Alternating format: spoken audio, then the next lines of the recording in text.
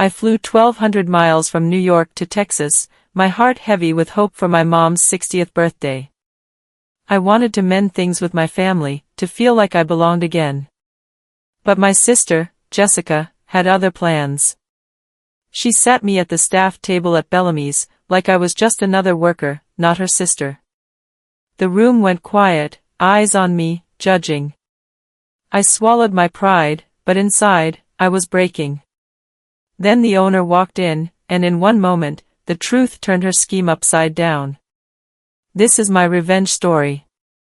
I'm Madison Taylor, a Texan born and raised in Maplewood, where the streets are lined with memories and the air smells of barbecue and ambition. I left that small town to build a restaurant empire in New York, trading quiet nights for the chaos of kitchens and boardrooms. This channel is my story, raw, real, and unfiltered. It's about family, the kind that lifts you up and tears you down. It's about building something from nothing, even when those closest to you don't believe you can.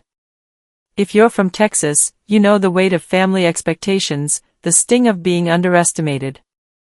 Here, I share the triumphs, the heartaches, and the lessons learned when you dare to chase a dream bigger than your hometown. Stick with me, and let's uncover what it means to rise above. This story isn't just about a birthday gone wrong, it's about a lifetime of rivalry, a moment of betrayal, and an unexpected redemption. I'm 32 now, running MTR Restaurant Group, a name you might have seen in Food and Wine or Forbes. But back in Maplewood, Texas, population 8,762, I was always the odd one out. My sister, Jessica, 35, was the golden child, married to Brad, a steady accountant, with 2 kids and a house 2 streets from our parents. She did everything right by Maplewood's rules. Me? I dreamed of restaurants, sketching floor plans at 12 while Jessica laughed, saying I'd never leave. I did leave, at 18, for culinary school in New York. It broke my parents' hearts. Dad, Gary, 62, thought restaurants were a gamble. Mom, Linda, 60, tried to keep peace. Jessica stayed, built her perfect life, and never let me forget it. Every visit home was a battle, her subtle jabs about my single life, my fancy career, cutting deeper each time. Last Christmas, she gifted me a self-help book on work-life balance, smirking as I unwrapped it. I left early, skipped the next holiday. So when Mom's 60th birthday came, I hesitated. I'd just closed a deal to buy Bellamy's, a gem in our new Midwest portfolio, but hadn't told my family. I almost didn't go. Panic gripped me the night before, my hands shaking as I packed, dreading another fight. Rachel, my business partner, pushed me, "Family's messy, but you'll regret missing this." She was right. I boarded that first-class flight to Dallas, drove an hour to Maplewood, clutching a bottle of vintage Dom Perignon, hoping this time would be different. But Jessica had a plan to put me in my place, at a restaurant I secretly owned. What happened next wasn't just revenge, it was a reckoning that changed us forever. If this hits home, I want to hear from you. Have you ever felt pushed aside by someone you love, made to feel small when you deserved better? Drop a comment below. Where are you watching from? I'm reading every single one, and I want to know your story. If you're in Texas, you get it. Family gatherings can test your soul, especially when old wounds resurface. Maybe it's a sibling who always one-ups you, or a parent who doesn't see your worth. Whatever it is, share it. Your story matters, and this channel is a place to be heard. Hit that like button if you're rooting for me to turn the tables on Jessica. Subscribe to follow my journey, from Maplewood to Manhattan, from heartbreak to healing. Next, you'll see how that night at Bellamy's unfolded, how a moment of humiliation became a turning point. I'll take you through the sting of Jessica's betrayal, the shock of being recognized, and the conversation that rebuilt what we'd lost. Don't miss it. Click that bell icon so you never miss an update. Together, let's explore what happens when the people who hurt us most become the key to our greatest victories. Thank you for being here, Texas and beyond. Let's keep this going. Maplewood, Texas, population 8,762, was the kind of place where everyone knew your name and your business. Growing up there in the 90s, our house on Elm Street was modest but warm, with creaky floorboards that groaned under every step and walls covered in family photos, snapshots of birthdays, Christmases, and summer barbecues under the Texas sun. My dad, Gary, 62 now, was a manager at the local manufacturing plant, a man of routine who believed hard work was the only path to respect. He'd come home with grease-stained hands, smelling of metal and determination, always preaching stability over dreams. My mom, Linda, 60, taught 3rd grade at Maplewood Elementary, her classroom a haven of crayons and kindness. She was the heart of our family, softening Dad's edges with her quiet strength. We weren't rich, but we weren't poor either, just a typical Texas family, scraping by with enough for Friday night pizza and the occasional trip to the county fair. Our 3-bedroom home was my whole world, its backyard a stage for my earliest ambitions. At 12, I'd sit under the oak tree, sketching restaurant floor plans on spiral notebooks, dreaming of a life bigger than Maplewood's city limits. I'd watch Food Network late at night, scribbling notes on Emeril Lagasse's techniques, imagining my own place with white tablecloths and a menu that'd make people talk. Those dreams felt like secrets I kept from the town, from my family, because Maplewood was a place where you stayed, worked, and raised kids 2 streets over from your parents. My sister, Jessica, 3 years older at 35 now, fit that mold perfectly. She loved Maplewood's rhythm, the high school football games, the church potlucks, the comfort of knowing tomorrow would look like today. She was the cheerleader, the homecoming queen, the girl who'd marry her high school sweetheart and never look back. I was different, restless, always looking beyond the horizon, and that difference would shape everything between us. Texas folks know small towns hold you tight, but they can also feel like a cage when your heart's pulling you elsewhere. Jessica and I were like oil and water, even as kids. She was the golden child, always knowing how to charm Mom and Dad, while I was the oddball, my head in cookbooks instead of gossip. At 15, Jessica was Maplewood's darling, with her perfect ponytail and a laugh that drew people in. I was 12, awkward, spending my weekends bussing tables at Tony's Diner to save for culinary school. I'd come home with ketchup stains and stories about the line cooks, but Jessica didn't care. She'd roll her eyes, saying I was wasting my time, that I'd never leave Maplewood. One summer day, I poured my heart into a notebook of restaurant sketches, every table, every light fixture planned out. I left it on the kitchen counter, proud, hoping someone would notice. Jessica did. She grabbed it, laughing, and ran to the creek behind our house. I chased her, begging, but she tossed it into the water, pages sinking into the mud. "You're not going anywhere, Madison," she said, her voice sharp. "Stop pretending you're special." I spent hours that night, under a flashlight's beam, fishing out those soggy pages, tears mixing with creek water. She never apologized, and I never forgot. That moment lit a fire in me, a quiet rage to prove her wrong. By 15, I was working double shifts at Tony's, saving every dime, my dreams growing sharper with every insult Jessica threw. When I got accepted to culinary school in New York at 18, it felt like a victory, but also a betrayal. Leaving Maplewood meant leaving my family, and Jessica made sure I felt it. The night before I left, she said, "You're abandoning us for some fantasy. Good luck with that." Her words stung, but I packed my bags anyway, determined to show her I could make it. In New York, I worked 80-hour weeks, learning from chefs who didn't care I was a small-town Texan. Every success, a glowing review, a new restaurant, felt like a letter I'd never send to Jessica, saying, "Look, I did it." But back home, she was building her own life, marrying Brad, her high school sweetheart, at 22, buying a house near Mom and Dad, having kids. To Maplewood, she was perfect. To me, she was the sister who'd thrown my dreams in the creek. Texas folks know siblings can be your biggest cheerleaders or your toughest critics, and Jessica was mine in the worst way. That rivalry set the stage for what happened at Mom's birthday, a moment where her need to keep me small would backfire. Family life in Maplewood was a delicate balance, held together by Mom's patience and Dad's expectations. Gary was a perfectionist, his voice booming when I brought home a B instead of an A, his lectures about real jobs echoing through our dinner table. He saw my restaurant dreams as a gamble, a fool's errand in a town where stability was king. Restaurants fail, Madison, he'd say, shaking his head over his coffee. You need a plan you can count on.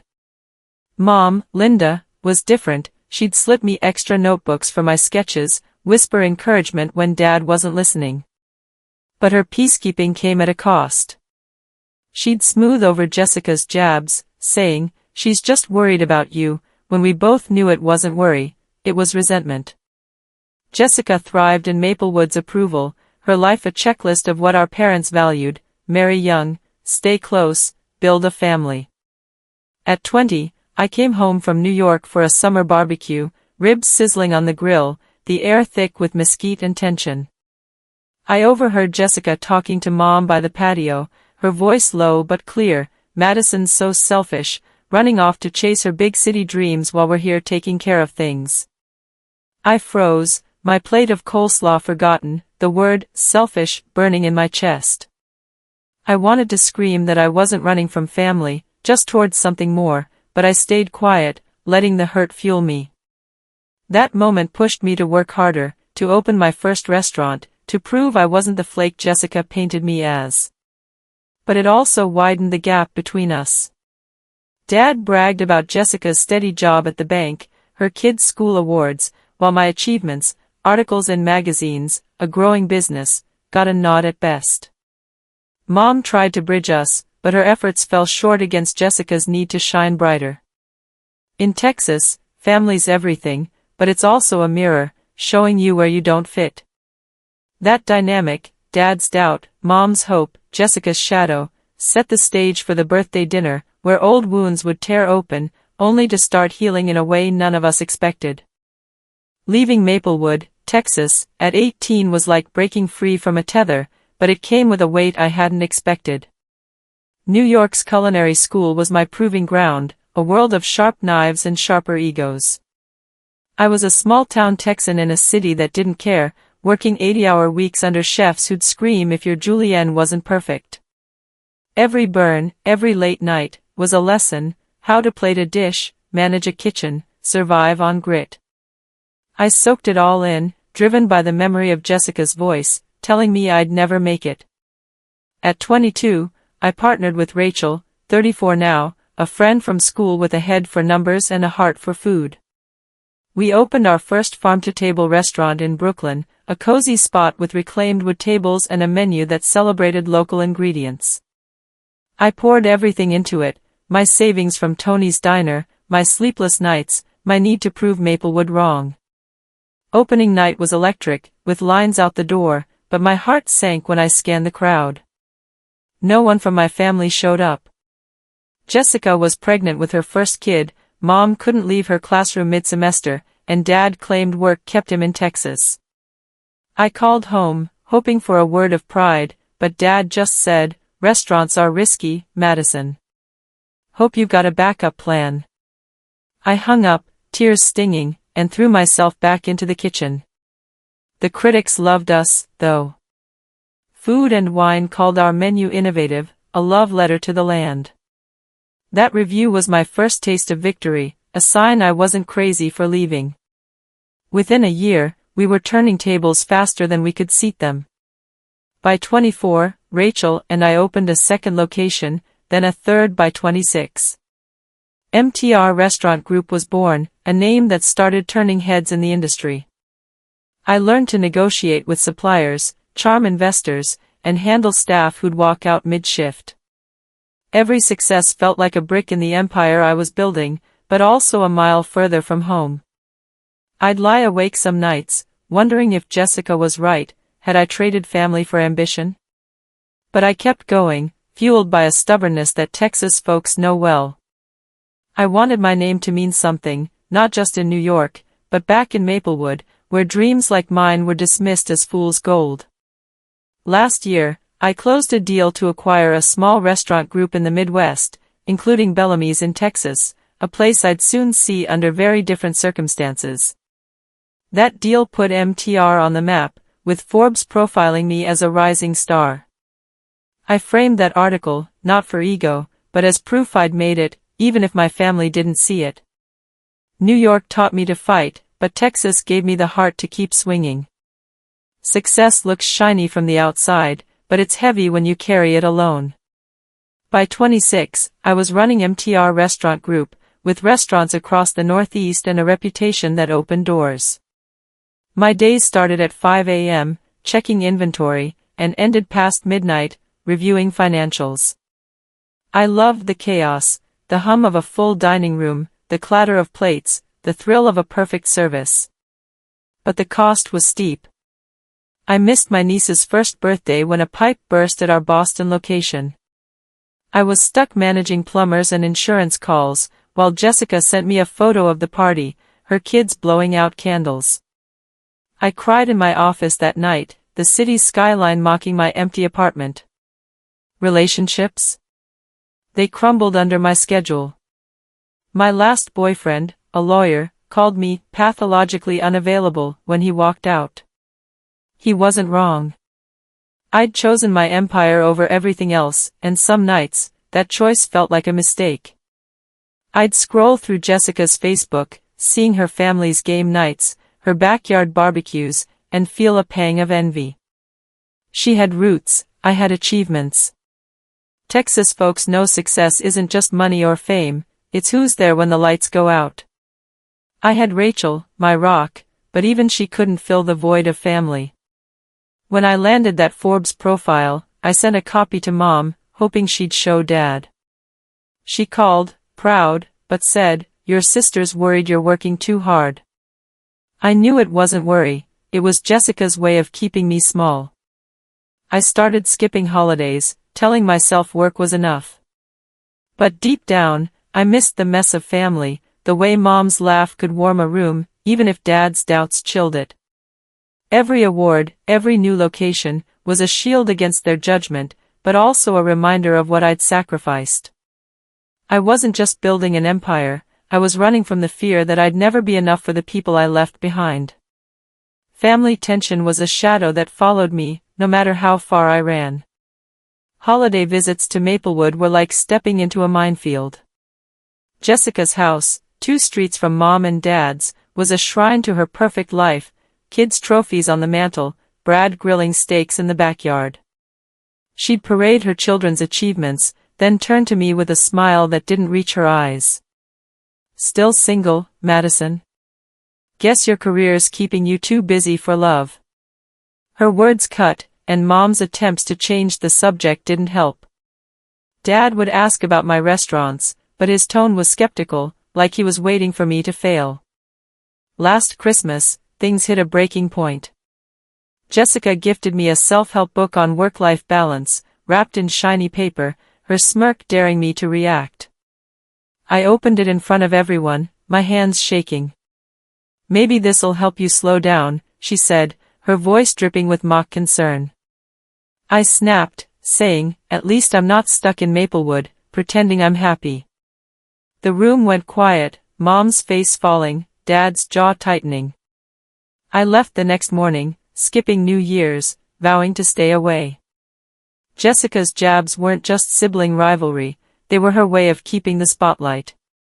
She'd call my restaurants fancy, dismissing them as out of touch, even though she'd never visited. Mom tried to mediate, saying, "She's proud of you, deep down," but I didn't buy it. Jessica wasn't proud, she was threatened. I'd overhear her at family gatherings, telling cousins my life was all work, no substance. It hurt, but it also pushed me. Every deal I closed, every review I earned, was a silent answer to her doubts. Texas families are tight, but they can also tear you apart when paths diverge. I was building an empire, but losing my place at home. That tension, that need to prove myself, set the stage for Mom's 60th birthday, where Jessica's attempt to humiliate me would unravel in ways neither of us saw coming. Stepping off the first-class flight into Dallas, I felt the Texas air hit me like a memory, warm, heavy, full of promise and dread. I'd just closed a deal to expand MTR Restaurant Group into the Midwest, a milestone that should have had me soaring. But as I slid into the rental car for the hour-long drive to Maplewood, my stomach churned. This wasn't just a trip for Mom's 60th birthday, it was a return to a place that had shaped me and scarred me.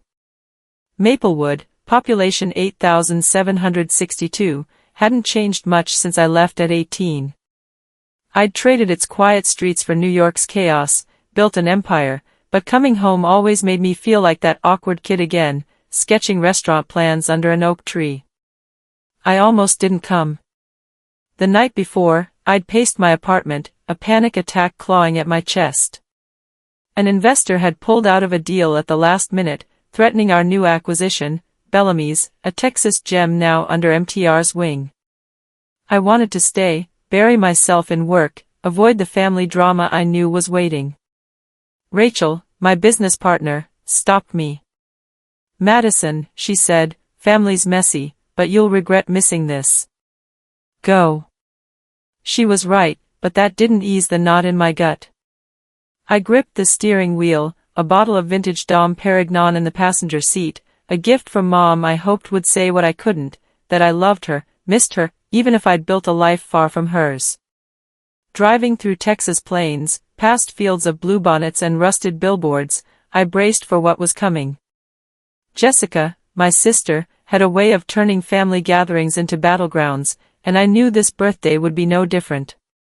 Texas folks understand, you can love your home and still fear what it brings out in you. I was walking into a storm, but I told myself I'd stay calm, for Mom's sake, no matter what Jessica had planned. Pulling into Maplewood felt like stepping into a time capsule. Elm Street hadn't changed, same cracked sidewalks, same neighbors waving from porches. Mom's house was a beacon, its front yard dotted with wildflowers she'd tended for decades. Her hug was the first thing that felt right in days, warm and fierce, like she could squeeze away the years I'd been gone.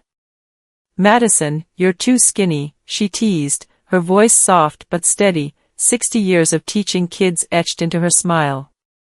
Dad, Gary, was out back, wiping sawdust from his hands, his 62 years showing in the lines around his eyes. He gave me a nod, his usual, big shot, jab ready.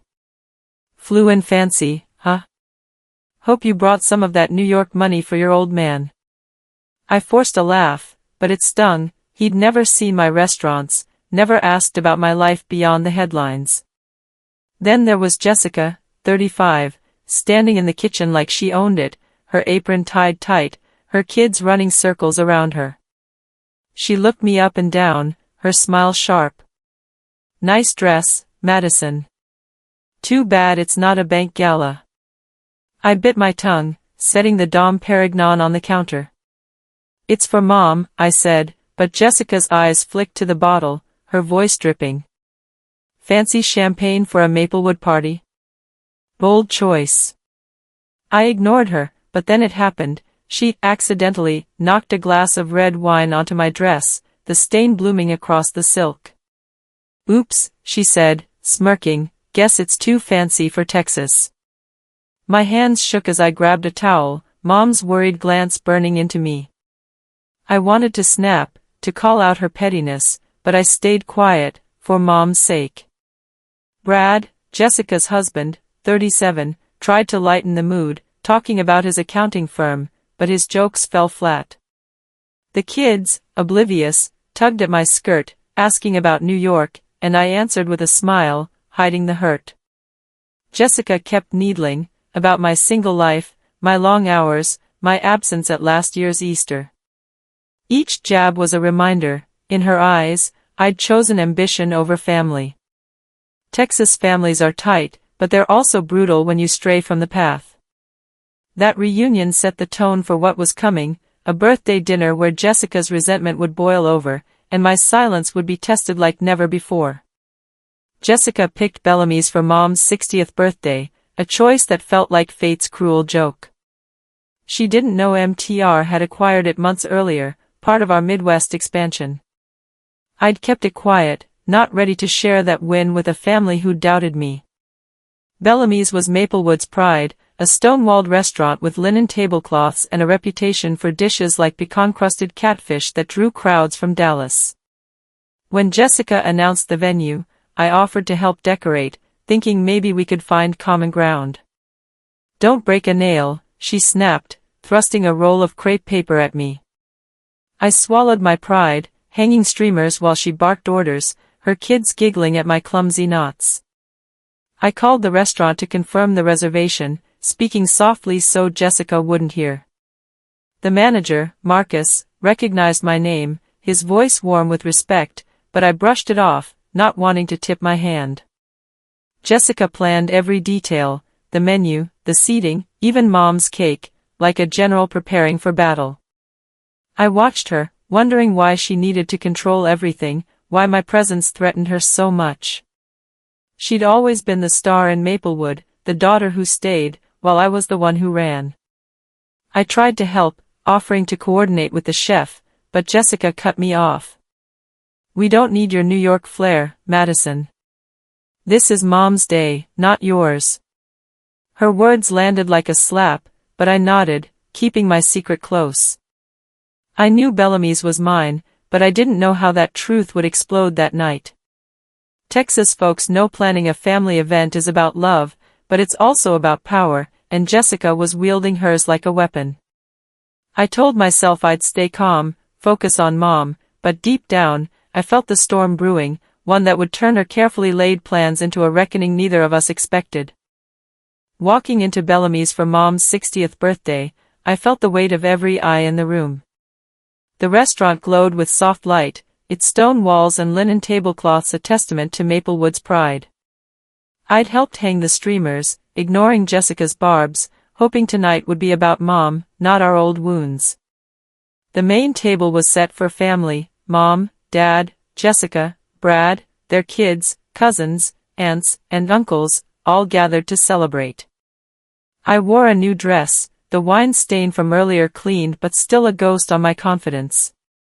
I'd brought a vintage Dom Perignon, a gift to honor Mom, but Jessica's smirk when I set it down told me she saw it as another fancy flex. As we milled around, greeting relatives I hadn't seen in years, I felt a flicker of hope, maybe we could get through this without a fight. Then Jessica clapped her hands, her voice cutting through the chatter like a knife. "Everyone, let's take our seats," she said, her tone too bright, too deliberate.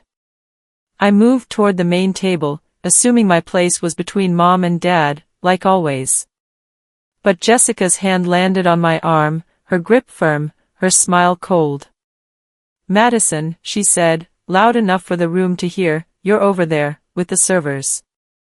I thought you could give them some pointers, you know, with all your New York expertise." The words hit like a slap, sharp and public. The room went silent, forks pausing mid-air, cousins exchanging glances. Mom's face fell, her eyes darting between us, hurt and helpless. Dad cleared his throat, looking at his plate. My cousin Brandon, 30, snickered, muttering, "Guess the big shot's back to bussing tables." My cheeks burned, my heart pounding so loud I thought it'd burst. I wanted to scream, to tell them I owned this place, that Jessica's power play was a lie. But I saw Mom's pleading look, her silent beg for peace, and I swallowed my pride. It tasted bitter, like ash. I forced a smile, my voice steady despite the tremor inside. "Sure, Jess," I said, happy to help. I walked to the staff table, a small, mismatched thing shoved near the kitchen door, my heels clicking on the hardwood, every step a battle to keep my head high. The family resumed their chatter, but their whispers followed me, speculation, pity, amusement. Jessica had planned this, orchestrated my humiliation to keep me small, to remind Maplewood I wasn't one of them anymore. Texas folks know family can wound you deeper than anyone, and Jessica's move was a masterclass in cruelty. I sat down, my hands trembling under the table, texting Rachel under my breath, "She's killing me." I told myself I'd endure it, for Mom, but inside, I was breaking, wondering how much more I could take before I snapped. The staff table was a world apart, tucked in a dim corner where the clatter of the kitchen drowned out the main table's laughter.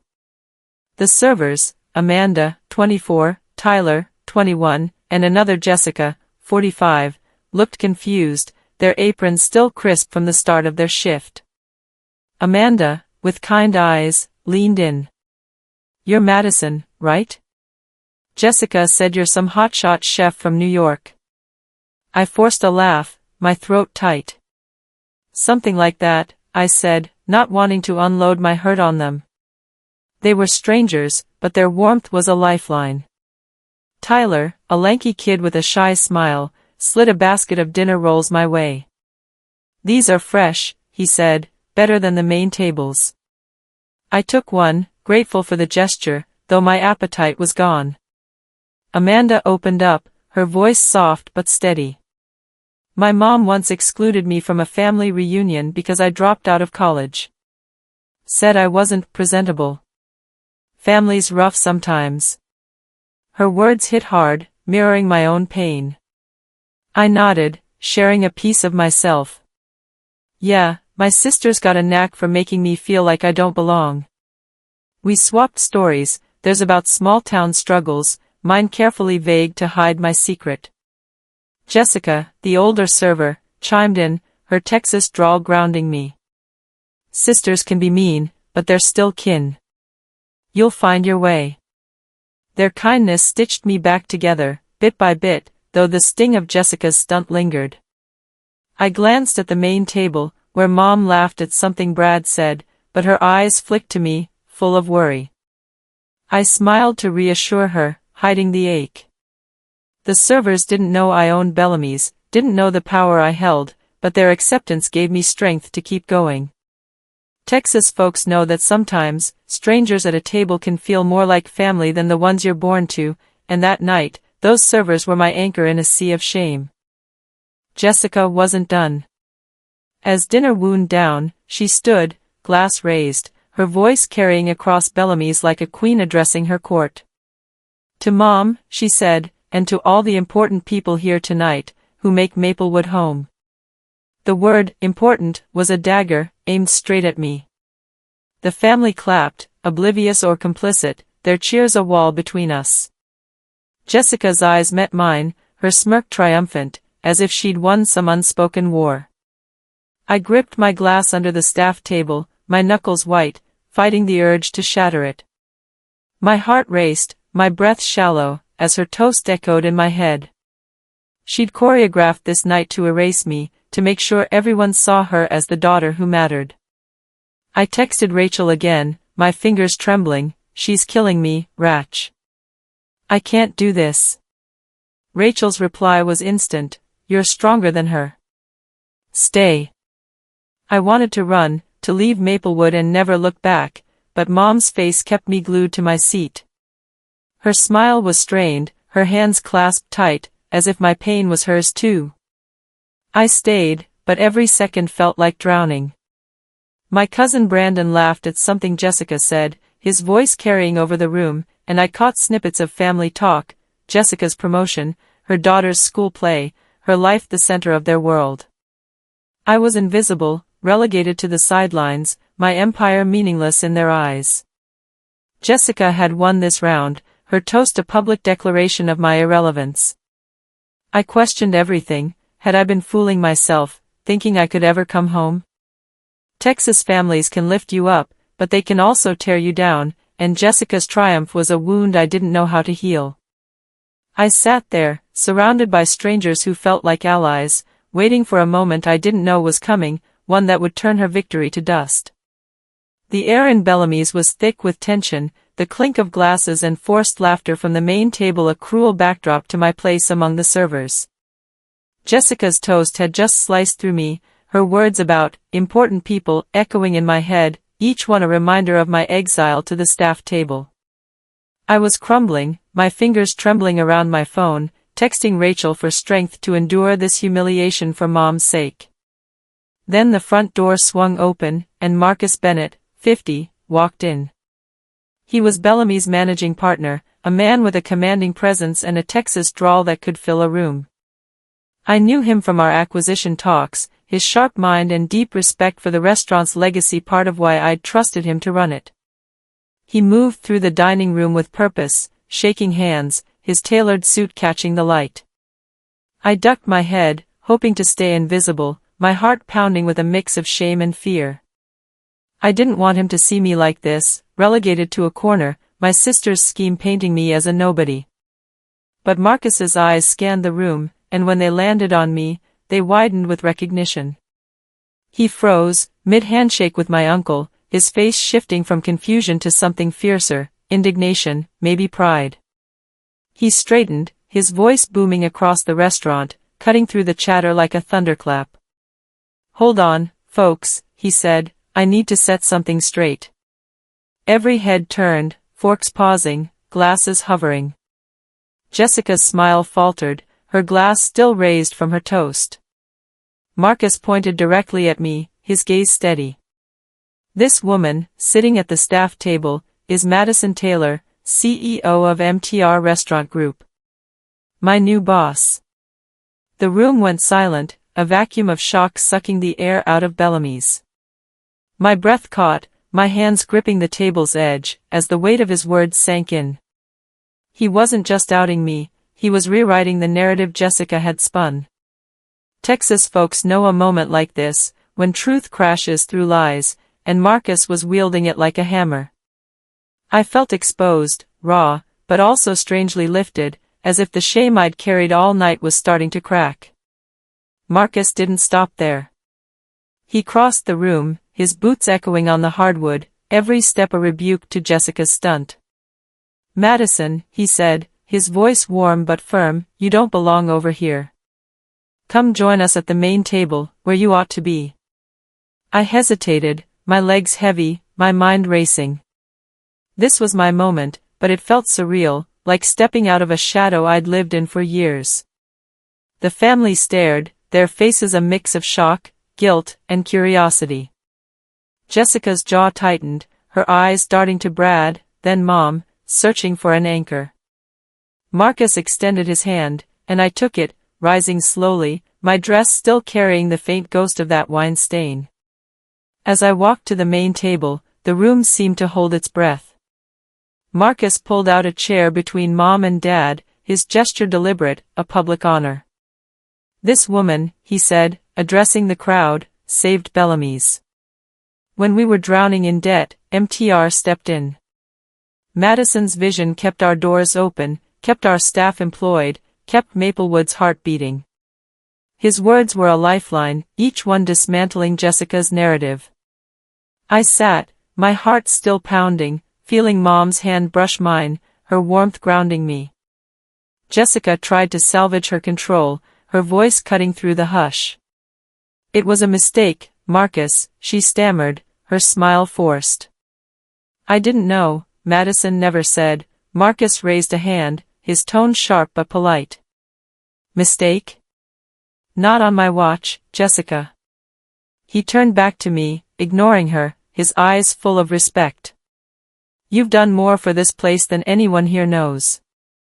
The dismissal was final, a Texas-style shutdown that left no room for argument. Mom's eyes glistened, her pride a quiet force. Dad shifted, his usual skepticism softened, maybe seeing me differently for the first time. The servers, Amanda, Tyler, Jessica, clapped softly from their table, their support a reminder of the kindness I'd found in strangers. Jessica's face was a mask, her triumph shattered, her plan unraveling in front of the family she tried to impress. I felt a surge of vindication, but also a strange pity. She'd built this moment to bury me, only to bury herself. Texas folks know justice tastes sweetest when it's served cold, and Marcus had just plated it up, turning my humiliation into a triumph I hadn't dared to dream. The room buzzed with whispers, the family processing Marcus's bombshell. Mom's hand squeezed mine under the table, her tears silent but fierce, a mother's pride that needed no words. I'd always been her dreamer, the one who left, and now she saw the world catching up to what she'd known all along. Dad, 62, leaned back, his arms crossed, his face unreadable at first.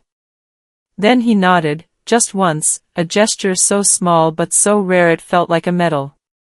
For a man who'd called my dreams a gamble, that nod was a concession, maybe even respect. Jessica sat frozen, her glass still in hand, her eyes fixed on the tablecloth as if it could hide her. The confidence she'd wielded minutes ago was gone, replaced by a quiet panic. My cousin Brandon, who'd snickered when I was sent to the staff table, now looked sheepish, muttering to his wife, "I thought she just worked in a kitchen." His words, meant to be private, carried in the hush, and I couldn't help a small, bitter smile. The aunts and uncles exchanged glances, their chatter stilted, trying to reconcile the fancy Madison they dismissed with the CEO Marcus had just crowned. Brad, Jessica's husband, patted her arm, but his discomfort was clear. He'd been complicit in her plan, or at least silent, and now he shared her fall. The kids, oblivious, tugged at Mom's sleeve, asking for cake, their innocence a strange contrast to the adult drama unfolding. I caught Amanda's eye from the staff table, her nod a quiet cheer, and it grounded me. The family's reaction wasn't just shock, it was a recalibration, a moment where Maplewood's narrative about me shifted. Jessica had painted me as the outsider, the selfish one who'd run off, but Marcus's truth had flipped the script. I felt the weight of their eyes, not with pity now, but with something new, curiosity, maybe awe. Texas families are slow to change their minds, but when they do, it's like a river carving new paths. This wasn't just my victory, it was the start of something deeper, a crack in the wall between me and the people I'd left behind, setting the stage for what came next. Marcus's words still hung in the air, his declaration that I was Bellamy's boss shattering Jessica's carefully crafted humiliation. The main table buzzed with whispers, Mom's hand warm on mine, Dad's nod a rare flicker of pride. But Jessica's silence was louder than the chatter. Her face, once smug, was now a mask of defeat, her eyes fixed on her untouched plate. I should have felt triumphant, but something gnawed at me, years of rivalry, unspoken hurts, a sister I'd lost long before this night. I watched her slip away from the table, her steps quick, her head down, heading for the restroom. My heart tugged, a mix of anger and pity. This wasn't over, not yet. I excused myself, ignoring Mom's worried glance, and followed Jessica, my heels echoing on Bellamy's hardwood. The restroom door swung shut behind me, the marble sink gleaming under harsh lights, and there she was, Jessica, 35, my sister, gripping the counter like it was the only thing keeping her upright. Her eyes met mine in the mirror, sharp and defensive. "Come to gloat, Madison," she snapped, her voice raw, cracking at the edges. I leaned against the wall, arms crossed, my own voice steady but heavy. "No, Jess. I came to understand why you hate me so much." She laughed, a bitter sound that bounced off the tiles. "Hate you? You're the one who left, who thinks she's better than us, prancing around with your New York empire." Her words stung, but I saw the tremor in her hands, the tears she was fighting. I took a breath, keeping my tone low. "I didn't leave to hurt you. I left to find myself. But you've spent years making sure I feel like I don't belong." She turned, facing me, her eyes blazing. "You don't get it, do you? You're the star, Madison. Always were. Mom's dreamer, Dad's secret favorite, off building some fancy life while I stayed here, doing what they expected." Her voice broke, and I saw it, jealousy, yes, but also pain, a lifetime of living in a shadow she thought was mine. I stepped closer, my own hurt rising. "You think I had it easy? I worked 80-hour weeks, Jess, alone, while you had a family, a home." She shook her head, tears spilling now. "I wanted more, too. I applied for a job in Dallas once, a big bank role. I didn't take it, too scared I'd fail, like you never seemed to. That confession hit me hard, a crack in her perfect facade. Texas folks know family fights aren't just about the moment, they're about every wound you've carried since childhood. This wasn't just about the staff table, it was about two sisters who'd misunderstood each other for too long. Jessica's tears fell freely now, her defenses crumbling, and I felt my own walls start to give. I'd come to confront her, but her words, her fear of failure, her hidden ambition, shifted something in me. I softened, my voice quieter, rawer. Jess, I'm not fearless. I'm lonely. Most nights, I eat takeout alone in my apartment, staring at a skyline that doesn't care. I look at your life, Brad, the kids, a home, and I wonder if I chose wrong. Her eyes widened, shock replacing anger. She hadn't expected that, hadn't seen the cracks in my empire. I reached into my purse, pulling out a folded letter, creased from years of keeping. I kept this, I said, holding it out. Your first letter from college, telling me about your dorm, your dreams. I read it when I miss you, which is more than you'd believe.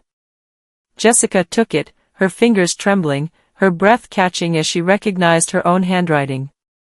She looked at me, searching, as if seeing me for the first time. I thought you didn't care, she whispered. You left, and I felt like I was nothing to you. I shook my head, tears pricking my eyes. You're my sister, Jess. I never stopped caring, even when you hurt me. We stood there, two women carrying decades of assumptions, finally laying them bare. She admitted she'd envied my courage, my freedom, while I confessed I'd envied her roots, her family. Texas folks know vulnerability is hard, it's like stripping armor in a storm, but it's the only way to rebuild. We weren't fixing everything, not in one night, but we were seeing each other, really seeing, for the first time in years. That moment, raw and messy, was the start of something new, a bridge across the chasm we'd built. We didn't hug right away, too much history for that, but the air between us lightened, like a Texas sky after a storm. Jessica wiped her tears, a small laugh escaping. Remember when we fought over who got the bigger slice of Mom's pecan pie? I smiled, the memory soft. You always won, but I'd steal a bite when you weren't looking. We laughed, tentative at first, then fuller, the sound filling the restroom like a release. She looked at the letter in her hand, then at me. I kept your culinary medals, she said, her voice quiet.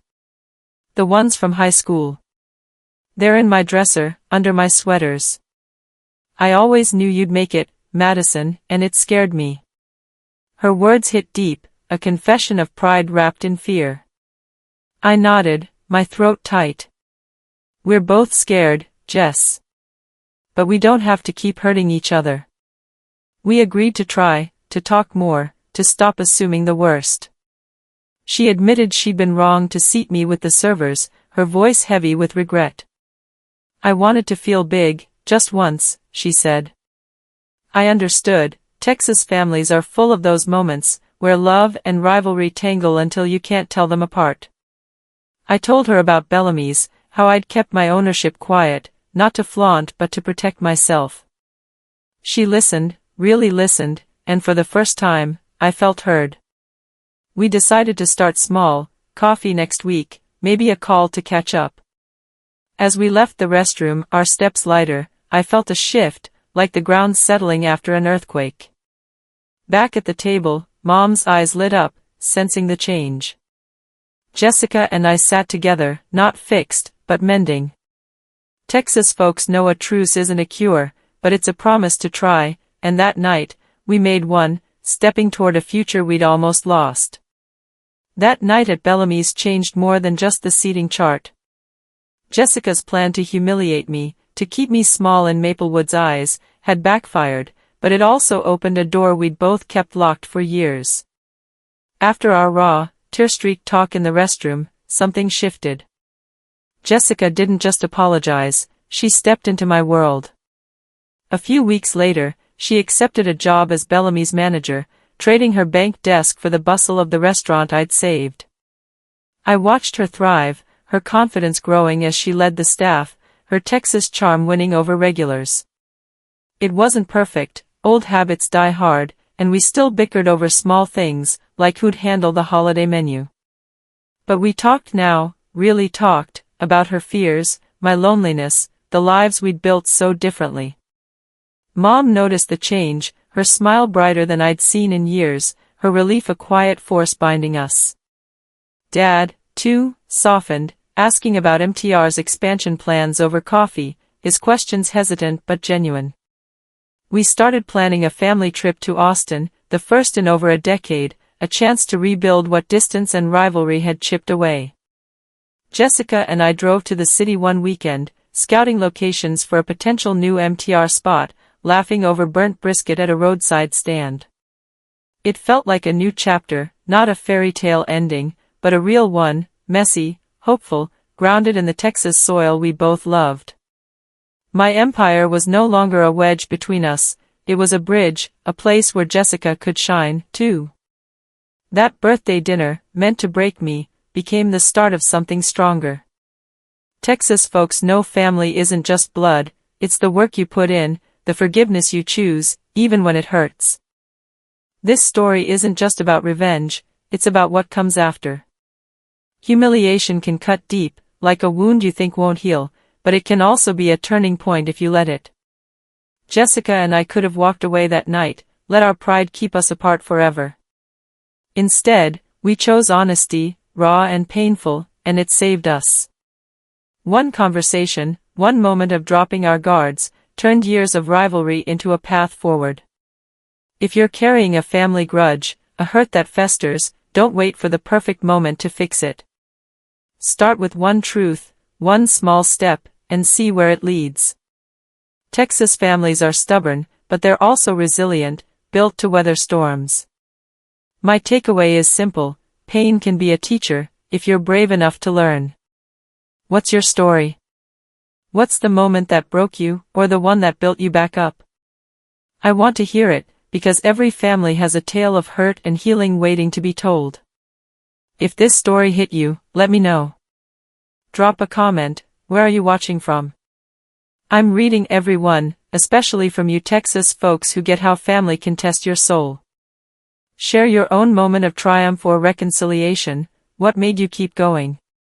Hit that like button if you're rooting for me and Jessica, for the messy, beautiful work of mending ties. Subscribe to follow my journey, from Maplewood's small-town roots to New York's bright lights, and now back to Texas, where I'm learning what home really means.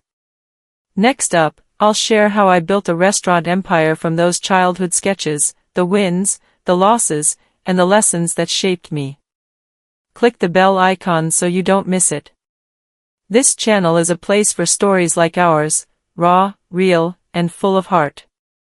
Thank you for being here, for listening, for sharing this ride. Let's keep telling the stories that matter, the ones that remind us we're never as alone as we feel. See you in the next one.